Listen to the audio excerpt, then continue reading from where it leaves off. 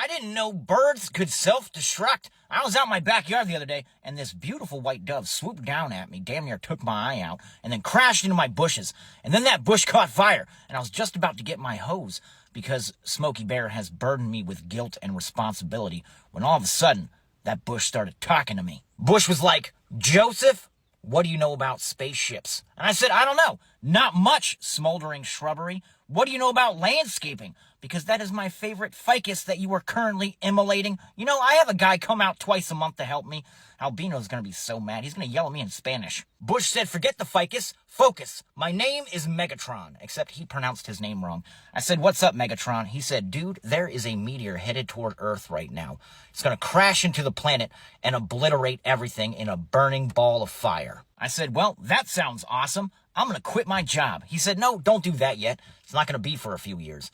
And I said, "All right, well, then what do you want from me?" He said, "Well, I'm going to need you to build a spaceship." And I said, "Well, how big of a spaceship are we talking here?" He said, "Are you familiar with a qubit?" And I said, "Qubit? Is that video game where you're the disembodied head of the Philly fanatic and you jump on blocks or something?" He said, "No, dickhead, that's Qbert." I said, "How big of a spaceship? How much work is this going to be? Because it sounds exhausting." He said, "Look, it needs to be big enough to put 2 of every animal on the planet in there." I said, "Every animal? Even mosquitoes?" He said, "Yes, even mosquitoes." I said, "What about spiders?" He said, "Yes, spiders too." I said, "Fuck it, let the world burn." Megatron said, "Why are you making my job so fucking difficult?"